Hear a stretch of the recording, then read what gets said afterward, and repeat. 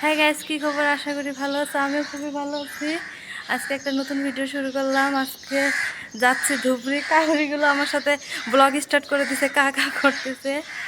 তো আজকে আমি যাচ্ছি ধুবড়ি। চলো আমি ধুবড়ি কিভাবে যাই, কি কোথায় যাই সেটা দেখা যাক।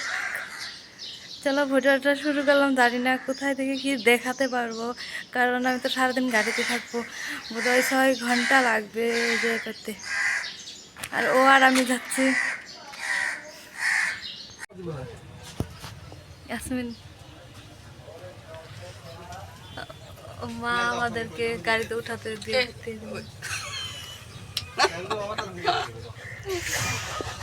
তুমি যাও, নাহলে গাড়ি যাবো। গাড়ি বলে যাবো।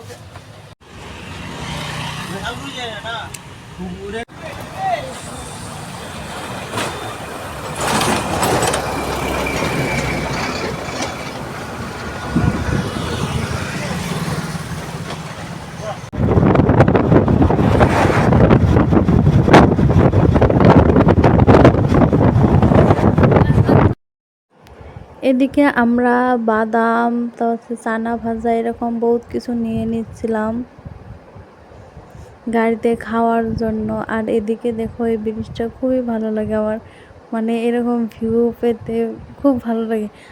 আমি না গ্রাম এলাকা আমার খুবই ভালো লাগে, জানি না কেন, মানে গাছ, বাতাস, নদী, মানে এরকম বহুত ভালো লাগে আমার। এদিকে দেখো, আমরা তখন কত দূর যেয়ে পেয়েছিলাম, মানে সারাদিন গাড়িতে থাকতে থাকতে অবস্থা একদম খারাপ হয়ে গেছিলো।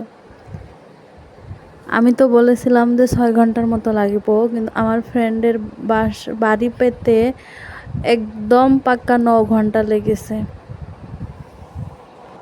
আর আমার ফ্রেন্ডের সঙ্গে দেখা 6 বছর পরে গেতে গেতে রাস্তাটার ক্লিপ নিতে পারি নাই। এদিকে আমরা আবার টোটো ধরে আবার আধা রাস্তা মতো যেতে হয়েছে। আবার টোটো ধরে, মানে 2টা টোটো চেঞ্জ, 4টা গাড়ি, 3টা গাড়ি চেঞ্জ করেছি।